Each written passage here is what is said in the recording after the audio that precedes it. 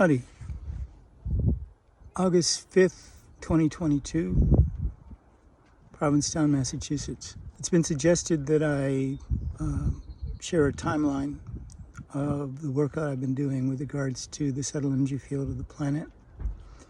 So here goes. In March 1994, I discovered an archaeological site in Big Sur above Jade Cove.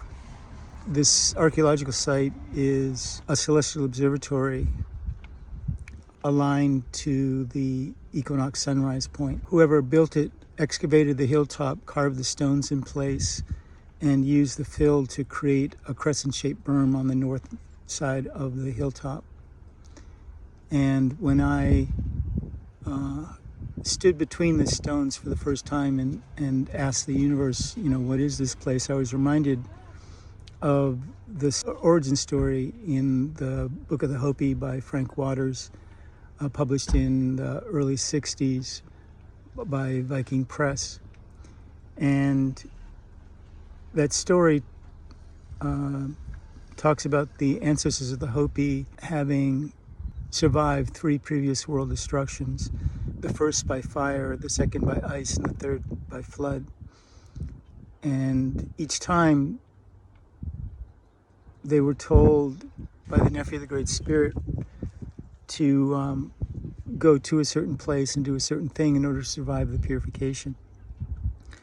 The first 2 times they were told to go into the earth and join the ant people. And the third time they were told to go to a mountaintop where they watched the floodwaters come and recede. And then they were told to build these crafts and head off in a certain direction. They came to 2 islands that were each paradise, one after the other, and each time they were told to continue and that this would be too easy and for them to keep going. So they did, and eventually they came to a landmass that they knew must be the place they were supposed to make their emergence into the 4th world.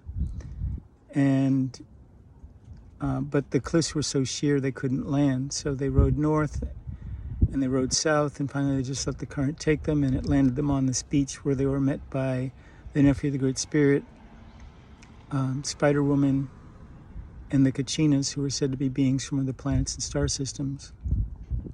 They were told that yes, this was a place they'd make their emergence into the 4th world, but it wasn't their ultimate destination. That their ultimate destination was a place called the center of the universe, and that it was miles from there, and that before anyone would be allowed to settle there, all the clans would have to make a migration to the 4 edges of the landmass.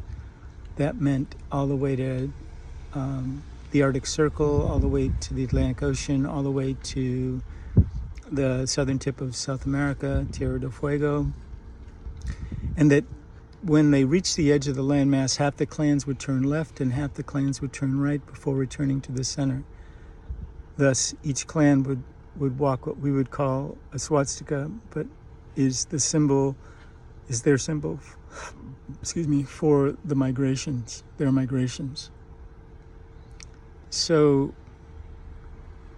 what came to me when I was looking, standing between those 2 stones, was I could see a village down the bottom of the hill. I could see that, people hunted in these up on the mountain there, and that the reason why they built this celestial observatory is because if you were down on the plain at the bottom of the hill, just above the ocean, you have no sight line for the eastern horizon. So you'd have to climb to the top of the crest of the Pacific Range in order to see the sunrise on the eastern horizon. And what's important about the equinox is in establishing a calendrical system, an accurate calendrical system, you would need to establish when the equinoxes were.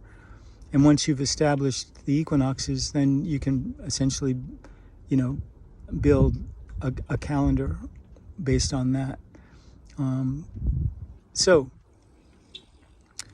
10 years go by, and in those 10 years, I assumed that what I discovered was common knowledge because it's within sight of a Forest Service road.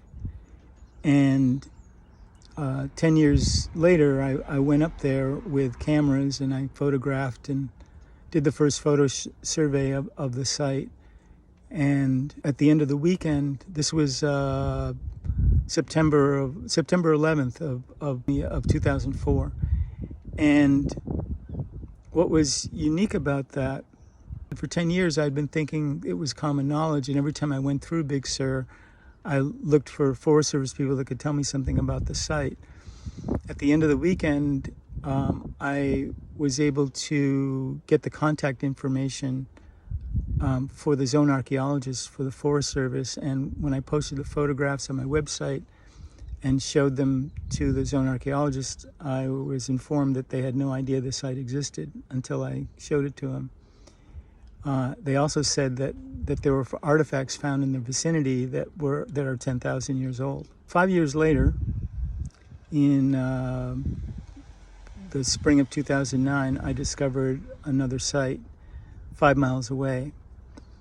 And this site is a pentagram inside of a pentagram, and roughly inside of a pentagon that's made of shrubbery. And these are stones set in these pentagram configurations. And the significance of the pentagram in astronomy is it's associated with both the 8-year cycle of Venus and the 60-year cycle of Jupiter and Saturn. So one might think that the inner pentagram is the 8-year cycle of Venus, and the outer pentagram is the 60-year cycle of Jupiter and Saturn. And it's obvious that whoever built all this stuff, they were really into astronomy. But they were not only into astronomy, as my timeline will reveal. A year or so later, I discovered a third site within a mile of the second. And fall of 2010, I did an aerial survey of the two sites and a ground survey of the second site, the pentagram site. And then I made a movie. I made a documentary about it that you can watch on YouTube, a 90-minute documentary, and made it free. Put it on YouTube in 2011, and then in 2012, I made a book of the movie, a basic straight transcript of the movie with all the images that are in the movie in the exact order in which they appear in the film. As soon as I published the book, all of this information started to come. All of this new information started to come. Some of it from the scientific community.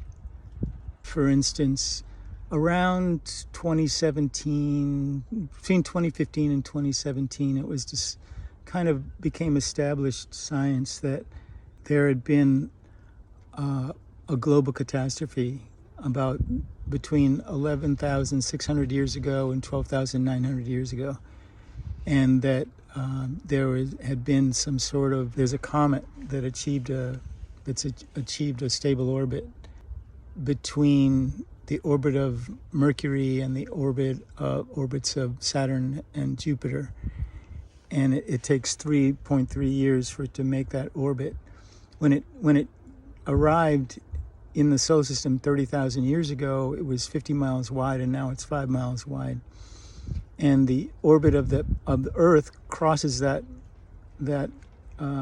comet twice a year, and that's the Taurid meteor showers.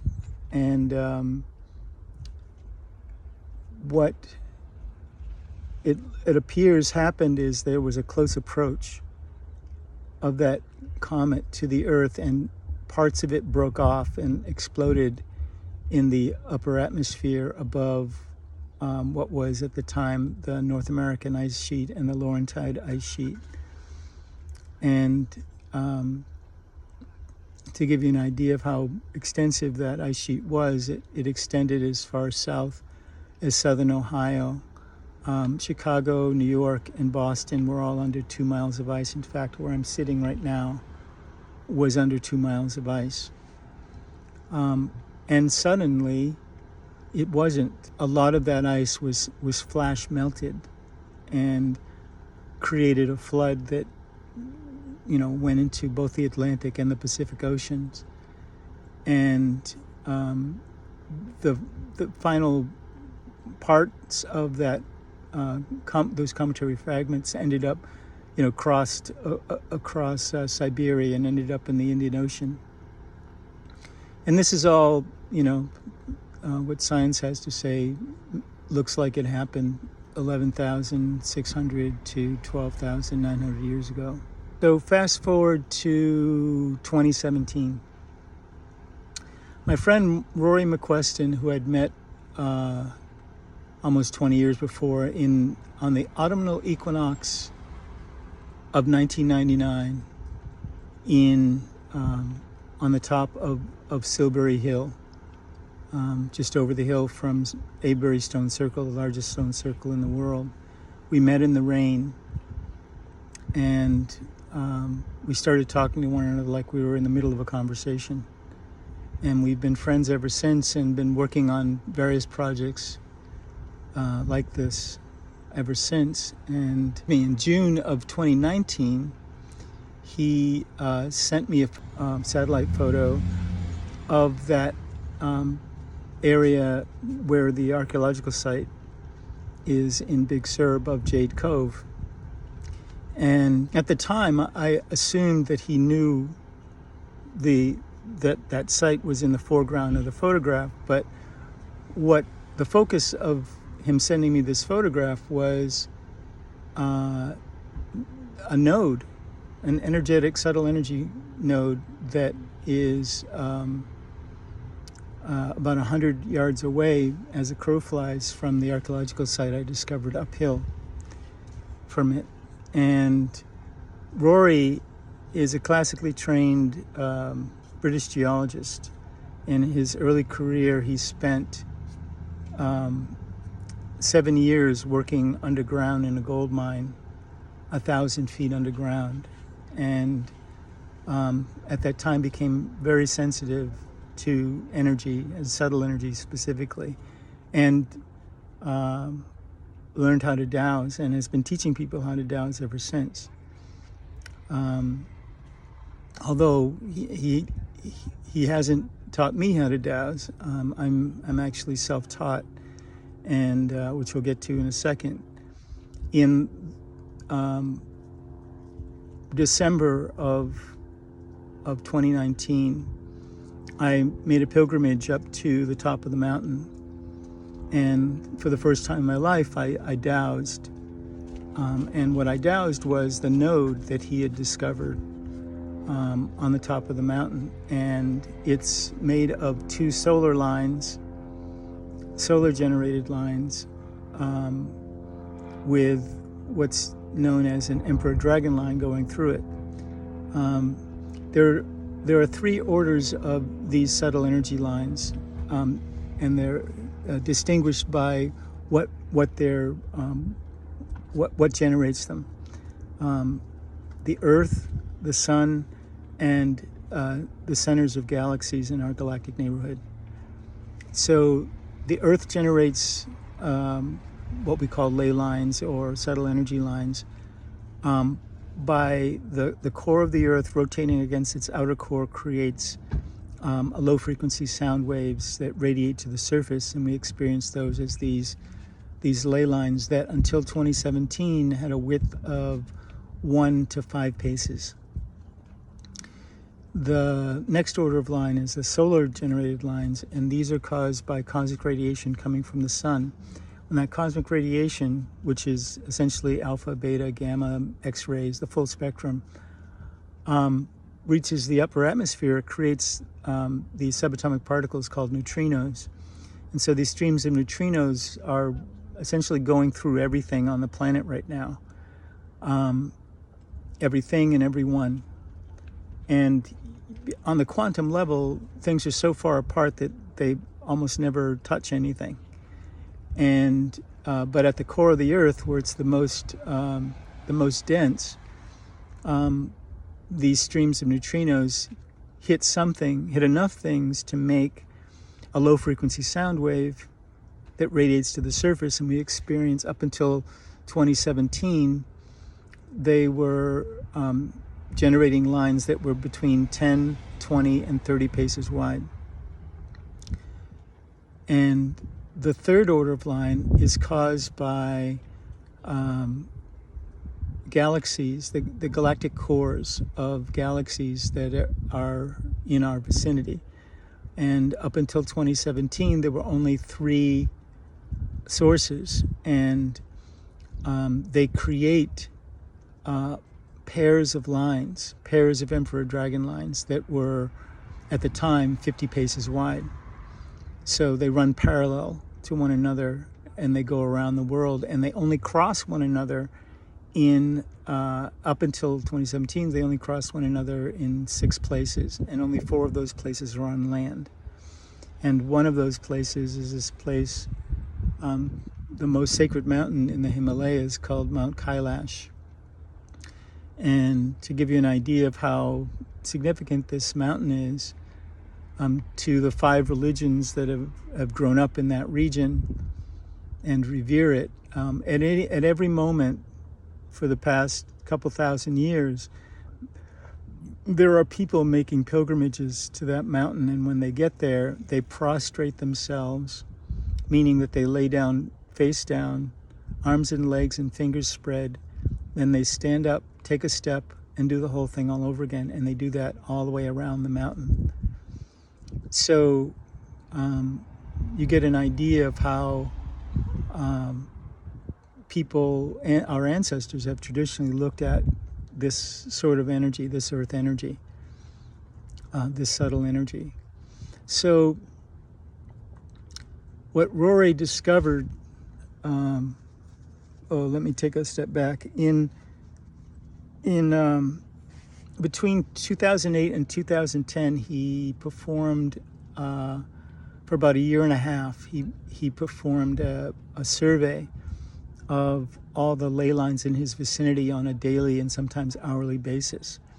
And out of that survey, we got the closest look ever, at least in modern times, of the character of the subtle energy field.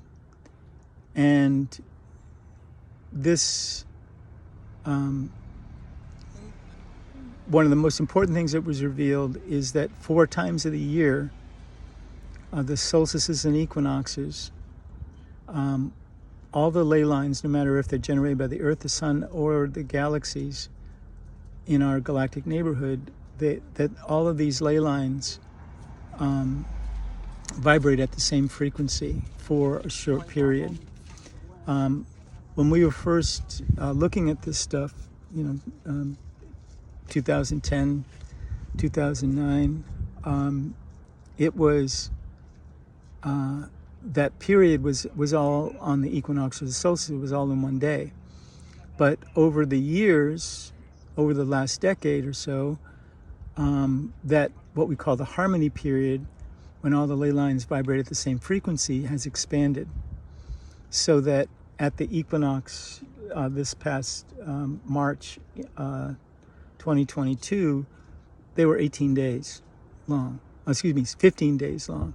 At the solstice of the summer solstice, June solstice of 2022, it was 18 days long.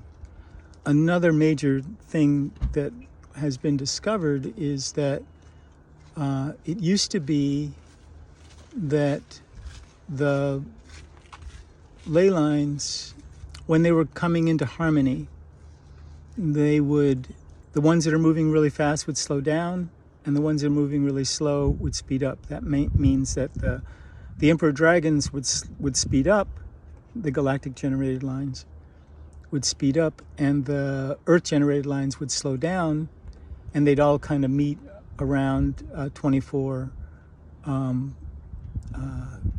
hours, the 24-hour frequency, which is what the solar lines were. So the Earth generated lines were between 10 and 16 hours, meaning that if it's a 10-hour frequency, it moves to the left for 5 hours and moves to the right for 5 hours. So it's a 10-hour frequency. If it's a 16-hour frequency, it moves to the left for 8 hours and then moves to the right for 8 hours, like an sine, cosine, like the serpent, which is what they were, that all the references, ancient references, were basically talking about, referencing either dragons or serpents. They're all talking about the subtle energy field of the Earth. The Earth generated lines were between, a 10 and 16 hour frequency. The solar lines were around 24-hour frequency, and the galactic lines, the emperor dragon lines, so-called, I believe it's from the Asian Feng Shui tradition, emperor dragons. Those lines were 48 hours. They had a frequency of 48 hours, so they would move to the left for 24 hours and to the right for 24 hours. So that's how it was up until between 2017 and 2019. Between 2017 and 2019, 3 new emperor dragons showed up.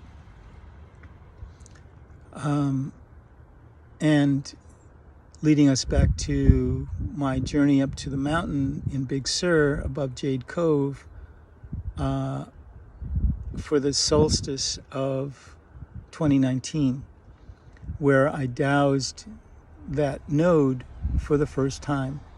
A node is an energetic structure that's created when 2 or more subtle energy lines cross one another. It doesn't always happen when they cross one another, but quite often it does. And a node is only as big as the lines that create it. And the lines the nodes that have emperor dragons going through them, as you can imagine, are pretty special. And it happens that this node in Big Sur is is the first emperor dragon node on the west coast of North America. And it's 100 yards away from what I discovered from the archaeological site I discovered it back in 1994. So, weird coincidence, right? So, the first thing that I ever dowsed was this node. And I spent 5 days camped in the middle of it. And then every, equinox and solstice ever since, I've been making a pilgrimage at least to where the emperor dragon crosses the Pacific Coast Highway at the bottom of the mountain. Because it's very challenging to make it to the top of this mountain. It's very steep. The road is not always passable, and it's not for street cars. It's definitely a 4-wheel drive, high clearance situation. And even then, it can be very challenging. So approximately every 3 to 6 months, I would, since the solstice of 2019, I've gone up to Big Sur and spent time, especially through the harmony periods, and measured the width of the emperor dragon and the solar lines that cross the PCH in that area. And to kind of speed things up here, I've charted documented an expansion of these lines that is pretty incredible. As I said, the emperor dragons they run in pairs. So there's one that runs through Big Sur, like the one I've been talking about, but there's also one that comes out of the ocean about approximately 45 miles north of it. It comes out of the ocean at Sunset Point on the Monterey Peninsula, and it runs all the way to Virginia. Runs to Buckrow Beach in Newport News, Virginia. And the one in Big Sur runs all the way to the Back Bay Wildlife Refuge in Virginia. That's just north of the North Carolina border. And I know this because last September, the Labor Day weekend of 2021, I dowsed where it came out of the ocean. At the time, both West Coast and East Coast, the emperor dragons were in the vicinity of 600 paces wide. That's from, having started at 50 paces wide in 2019. By March, the March solstice, equinox, of 2022, they were 4 miles wide. I measured them 4 times between March and June, and each time they were the same, 4 miles wide. They'd stopped right at the same place, and they'd stopped right at the end of, they'd stopped expanding on when the harmony period ended.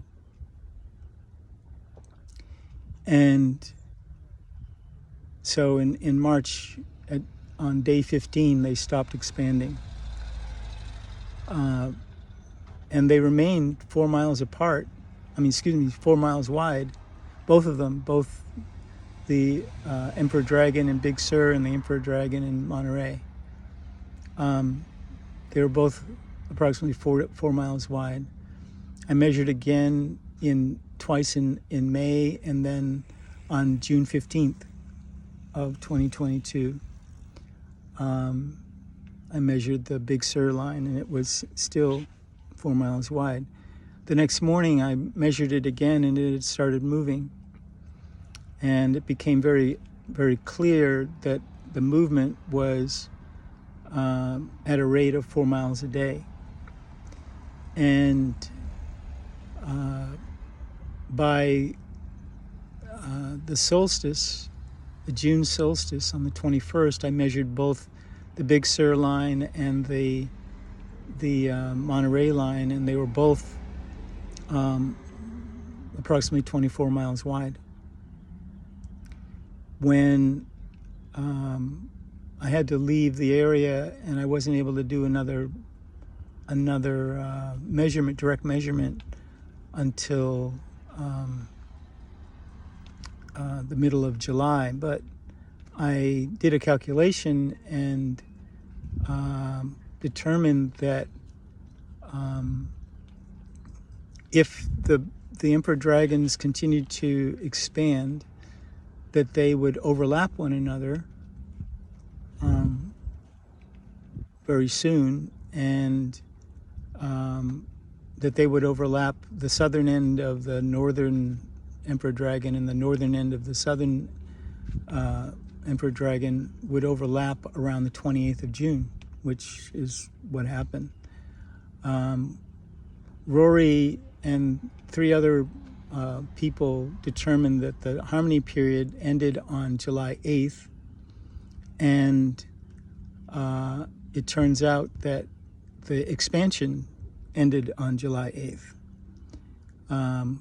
I know this because by my calculation, they would be 92 miles wide, which means they'd be 46 miles from the center line. And I measured, as I was driving cross country from Colorado to Cape Cod, I stopped I contacted Rory to see where the emperor dragons cross the Mississippi River. And I was able to, as I approached St. Louis, I was able to determine that the line, the edge of the northern Monterey line, was exactly 46 miles north of the center line. And I went on to a place just north and east of St. Louis called Cahokia, which is the largest mound in north of Mexico in North America is there. It was the largest metropolis of the Mississippian culture, who are descended from the ancestors of the Hopi. And when I was there, I measured there's a node, a solar node at Cahokia, which it's way above the emperor dragons at this point, but not for long. And there's two solar lines that cross there and make a node. And I measured them at approximately 300 paces wide. That's the solar lines at 300 paces wide. Last fall, when I went through Chaco Canyon, coming back to the West Coast from having done the survey in Virginia, I dowsed the solar line that runs through Chaco Canyon, and it was approximately 100 paces wide. So when I left Cahokia and I started east, around the 23rd of July, I got a hold of Rory, and as it turns out that before 2017 there were no emperor dragons in North America.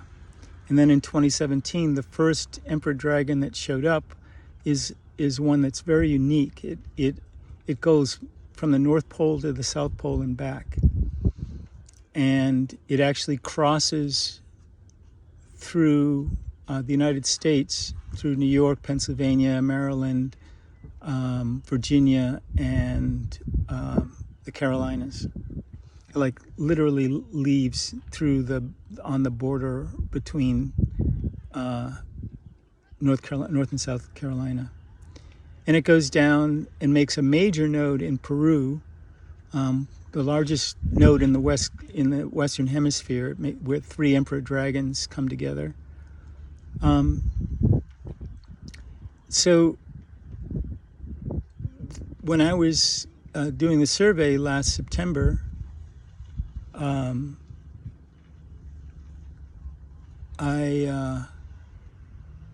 coming back from the coast, I was able to, going to and coming back from the coast, I was able to find the place where the emperor dragon that goes east and west and the emperor dragon that goes north and south cross one another, and they make this giant hashtag that at the time was approximately 40 miles square.